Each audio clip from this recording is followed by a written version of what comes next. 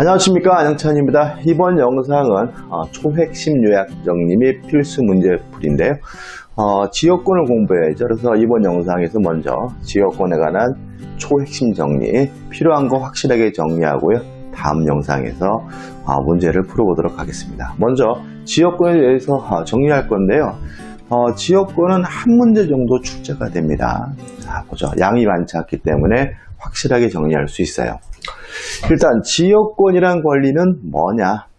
타인의 토지를 사용할 수 있는 권리입니다. 다시 말하면 지상권과 마찬가지로 남의 땅을 사용할 수 있는 권리라는 점에서는 지역권도 마찬가지고, 지역권의 객체는 뭐가 되겠어요? 토지가 되겠죠. 자, 어떤 토지 사용권이냐면 사용할 수 있는 물권이고, 어떤 토지 사용권이냐면 내 토지에 일정한 편익을 위하여 남의 땅을 쓸 수 있는 권리예요.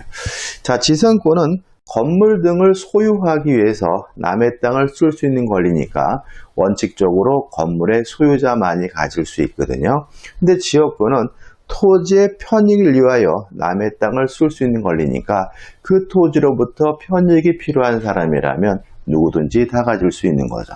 자, 그림을 그려보면 보통 이렇게 설명합니다. 자, 이게 길이에요. 도로가 있고 여기는 갑의 땅, 여기는 을의 땅이 있네요.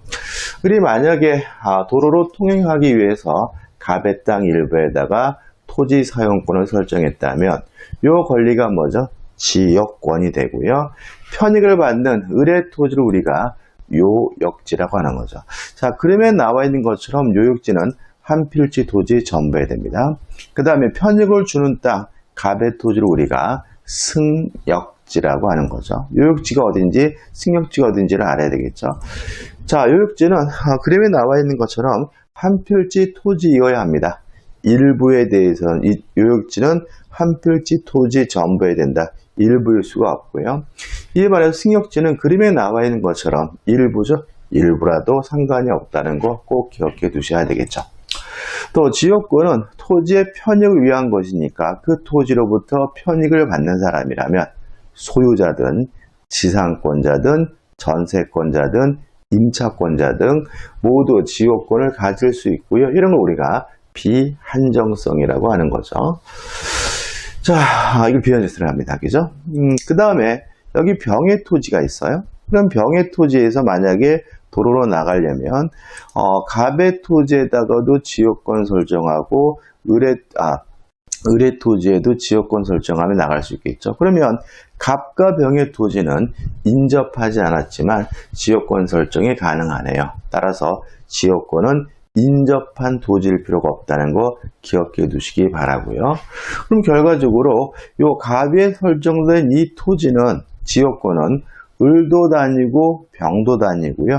또 을과 병의 통행에 방해가 되지 않는다면 여전히 갑도 그 토지를 사용 수익할 수가 있기 때문에 배타성이 없어요. 따라서 똑같은 토지에 똑같은 내용의 지역권이 중복해서 존재할 수가 있고요. 그럼 결과적으로 이 토지는 갑을 병이 함께 쓰게 되니까 공용성을 띠게 되는 거죠.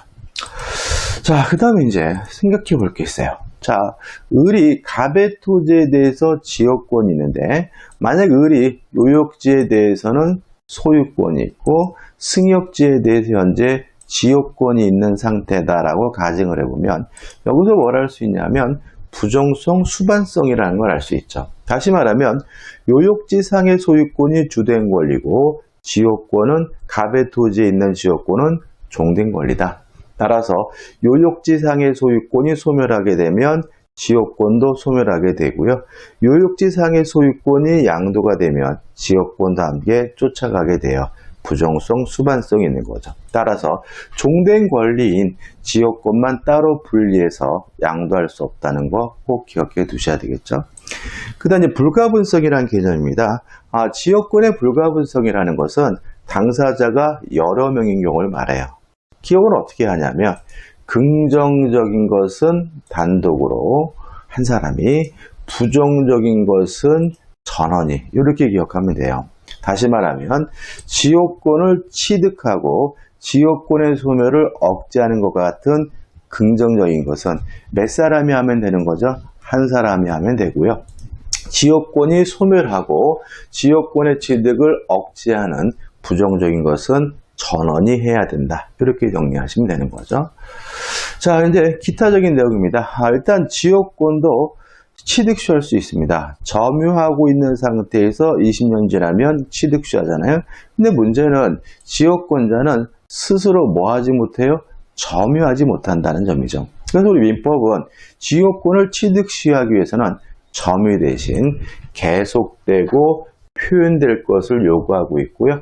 우리 판례에 따른다면 계속되고 표현되기 위해서는 단순히 남의 땅을 다니는 것만으로는 부족하고 통로가 개설될 것을 요구하고 있다는 거 기억해 두시기 바랍니다. 다시 말하면 통로가 개설이 돼야 계속되고 표현됐다는 이유로 20년 지나게 되면 지역권을 취득시하게 되는 거죠. 또 지역권은 스스로 점유하지 못하는 권리니까 반환 청구권은 없다. 지역권에 기한 반환은 청구할 수가 없는 거죠. 물론 지역권도 물권이기 때문에 방해 제거와 예방은 청구할 수가 있겠죠. 그 다음에 지역권 설정자인 승역지 소유자는 적극적으로 뭘 해줄 의무는 없습니다. 원칙적으로 인용해줄 의무, 받아들일 의무만 있거든요. 다만 특약으로 승역지 소유자가 자신의 비용으로 일정한 공작물의 설치 및 수선을 해주기로 한 경우에는 그 특약에 따라서 그 의무를 예외적으로 부담하게 되는데, 이러한 의무는 그 승역지 소유자의 새로운 소유자인 특별 승계인에게도 이 의무를 부담하게 되고요. 만약 이러한 의무를 면하고 싶으면 지역권자에게 승역지를 위기함으로써 일방적으로 소유권을 넘겨줌으로써 그런 의무를 면할 수 있다는 것까지 정리하시면 됩니다. 여기까지고요. 지역권에 관한 문제를 풀어보시면 아시겠지만 양이 많지 않기 때문에 지문이 반복되어 있고요. 여기 나와 있는 거 확실하게 기억하신 다음에 문제를 통해서 연습하면 지역권에 관한 부분은 충분히 극복할 수 있습니다. 여러분들 수고 많으셨고요. 여러분들 고맙습니다.